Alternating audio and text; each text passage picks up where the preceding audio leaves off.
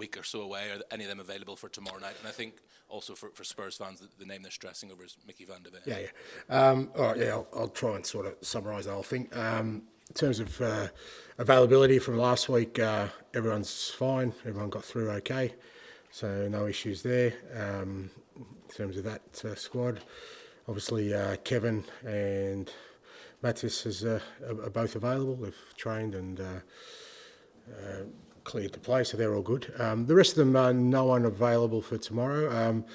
With Micky and Romero to a certain extent, where I kind of feel like we've just got to be a bit more conservative with him. Micky got through the game all right, but I don't think he feels he's ready for that sort of step up to Premier League, the intensity of it.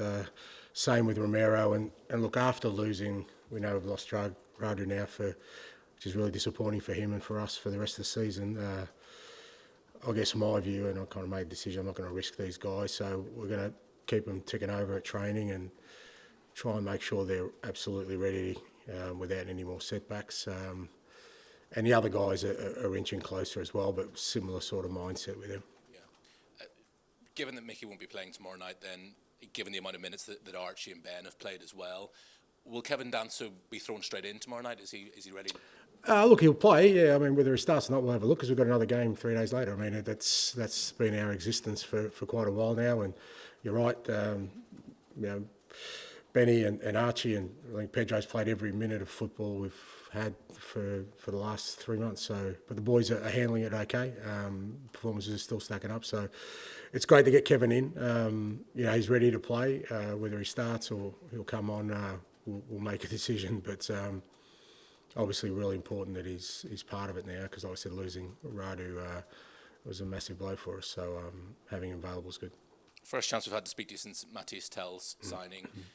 Initially, the suggestion was he didn't want to join Spurs. Then it took a phone call from you to persuade him. So just talk to us about your powers of persuasion. Yeah, I think that's a simplistic way to look at it. I mean, I think people need to sort of understand. You're talking about, a 19-year-old player who's got to make a major decision about his career. And it's not so much that he rejected us or rejected anyone else. I think, rightly so, he was getting as much information as possible. And I think more than anything, he just wanted to be comfortable with the decision. I think he didn't feel, the sense I get was he didn't want to be sort of pushed into a certain direction. And I think it's credit to him that he didn't, he took his time. He wanted to talk to all the right people. I had a conversation with him, and I guess mine was purely around the football. That I think, I think he'll find a really great place for him here in terms of where he is in his career. He obviously wants to play. We've already shown that. Irrespective of age, you'll get an opportunity here, and I think the way we play would suit him, and certainly with what we have, in the next few months, and then more importantly, what we're building beyond, I thought he would be a perfect fit for his next step. But at the same time, I think it's right that he took as long as he did, and he was totally comfortable with it. You have said in the past on a number of occasions you only want players here who really want to be at Tottenham Hotspur. So are you 100% convinced that he is sold on this? 100%, yeah, more than 100%. Because, like I said, because he took so much time and was so diligent about finding out everything, when he made the decision that it's us, and he obviously had options, that sort of gave me even more sort of confidence that we're getting the right kind of mentality, the right kind of play. He's very ambitious. He really, he's got a great deal of self-belief and self-confidence. He feels like he can, reach the very top of the game, and he's chosen us, which is, I think, a great vindication for what we're doing. Just one final one from me. You'll be fully aware, of course, of just how heavy it weighs on the shoulders of Spurs fans, how long the trophy drought has been, and those fans who go to Anfield tomorrow night. Those fans who are at Anfield tomorrow night will be understandably on edge, nervous, and that can translate to the players. I suppose the question is, how do you get the players to play the game rather than the occasion tomorrow night? You got to do both. I mean, it's a big occasion for everyone. It's a big occasion for the players, a big occasion for the club. It's a semi-final. I think irrespective, I don't think Liverpool will be any less anxious than us about the fixture. When you're in a semi-final, particularly a second leg, and it's still very tight, it's a big game for both clubs. So you recognise that, you embrace that, but ultimately, if you want to be successful, these are the games you want to be involved in. So there's no point sort of having any trepidation about it, because the alternative is you'll be watching two other teams play on the TV and you're sitting at home on the couch and wishing you were there. So we're going to be there. We've got a chance, and we'll go for it. Hi Ange, I think you'd be very happy with the transfer when you just had, but last time I saw you sort of mentioned that maybe you would have liked to have another defender. Do you feel maybe a little bit short in that area, and that's probably maybe the one thing? Yeah, well, no, I don't think so. To a certain extent, I think, obviously, like I said, losing Radu was a massive blow, because he's been really good for us through a difficult time. He's played every game. He's still only 22 as a centre back, and I thought and us getting Kevin in would have been a great solution for us, because with him and sort of Radu and Ben, and with the other guys coming back, but obviously losing Radu, kind of, then puts you in a position, well, do we sign somebody else? Knowing that we still have got, some significant ins to come over the next few weeks, including Destiny, Romero, Micky, all these guys. Again, it had to be the right fit, and I didn't think there was a right fit out there for us, to be honest. So I think bringing in 3 players in January is probably the maximum you need to do. And I think if it wasn't for our sort of injury situation, it may have been one less than that. But I think to do 3, and I think all 3 I'm really happy with in terms of the kind of players they are, the kind of people they are, the fit they have with our football. I think it's been a positive window. And in the last few weeks, there's been a lot of talk about maybe, you trying to bring everything together, bring the fans, the club, everyone together as sort of, a unifying force. Do you feel like this transfer window maybe shows that, inside this building that everyone's unified and they're behind you and giving you what you need really to get through this difficult period? Oh, no, I think I've said that before. I haven't felt that it hasn't been. I felt, like I said, I feel all along that everyone within the football club is certainly very supportive of what we're doing and what we're trying to achieve and sort of direction we're on. So that hasn't changed. Look, it wasn't an easy window for us, but I think it was an easy window for anyone. I don't think any club sort of, well, maybe a couple have come out thinking, okay, we've got everything we wanted done, but there'd be a lot of clubs who, because it was tricky. I mentioned at the start of it, Europe's complicated it with the new European format. There's all sorts of challenges. A lot of us were looking for similar types of players, in the market for attacking players or centre backs. So it was a tricky market. Ideally, we would have wanted to bring somebody in earlier, but we got what we needed to get done, and now that gives us sort of a platform to push on. I know Tony was a long-term target, but can you sort of reassure us that these signings, the 2 that you brought in, are not just for now because you're sort of reactive, but they're actually sort of players you'd want longer term and that can, be perfect? I don't think we'd be signing 21-year-olds and 19-year-olds reactively. I mean, just by their nature, you'd suggest, well, if it was reactively, I'd be signing 35-year-olds. So I think the nature of the players we've signed shows that they're not just about now, they're about us continually to build. I certainly see Tony, Teus and Kevin as very much part of our short-term, medium and long-term sort of strategy here for sure. They're all really good fits for what we're doing. Hi Ange, how are you? I'm good, mate. You mentioned there about ideally you'd like to have brought the players in earlier. Is there a frustration with you that you went the whole month and struggled through the whole month needing players and you got them in right at the end when maybe these could have been done a little bit earlier like Kinski was? But they couldn't be. That's the thing. Like, you can sit here and, like, that wouldn't be me saying that, the club actually didn't really care about our situation and just sort of twiddled their thumbs till the 29th and then went for it. I mean, I know how hard people were working. I don't think people actively working against me to get what I want done. So, no, I wasn't frustrated. As I said, ideally we all wanted things to happen earlier, but like a lot of clubs, it was a tricky window. It was a difficult window. January is generally, but this one even more so. All you can ask of people, whether they're players, staff, or people I work alongside or with, is that they're doing everything in their power to achieve an outcome. And if they're doing that, well, there's no point getting frustrated. You just got to have faith and trust that we'll get the thing done. Last season, when you went out the League Cup early to Fulham and then the FA Cup early as well, you were I'm not going to say bemoaning, but you wished you had more fixtures. Now you've played in every single game you could possibly have played in this season, bar the qualifying round coming up in the Europa League. Are you playing too many fixtures? I wasn't. Jeez, it's amazing. I sit here and I talk, and I sometimes wonder whether my words, when they leave my mouth and hit somebody else's ears, whether there's a correlation there. Because obviously, I didn't bemoan anything. I didn't. We wanted more games last year because we weren't in Europe. I mean, there's a big piece missing in your question there. It wasn't just the Cups.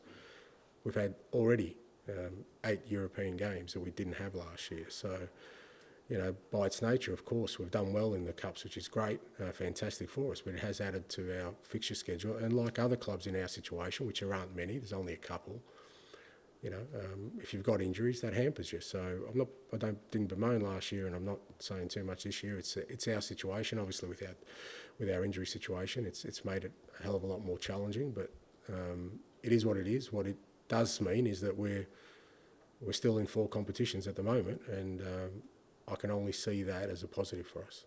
And finally, I do try and listen as carefully as I can. Thank you. So with a slight fear of trepidation with this question, going to Anfield with a 1-goal lead in a semi-final, it's halfway through, with massive prize at the end of it, of a final, do you slightly tweak your philosophy and maybe be a little bit more cautious? I know before you've told me you don't. Well, it depends. Again, like it's whether you want to sort of pay attention. I mean, it depends what you think my philosophy is. I mean, my philosophy is to try and win games of football. So we're going to go try and win a game of football tomorrow night, which will get us to a final of a cup, which will be a great opportunity for us. But if people haven't understood sort of my philosophy after 26 years of management, then I don't think anything I say now is going to change any of that. Hi, Ange. Just want to check on Micky. Is it a fitness thing at this point, or is there any discomfort there still? It's a bit of everything. He doesn't feel like he got through the game no problem, but we had a look at the sort of figures towards the physical, and it really wasn't more like he does a lot more training, and he got through it okay. But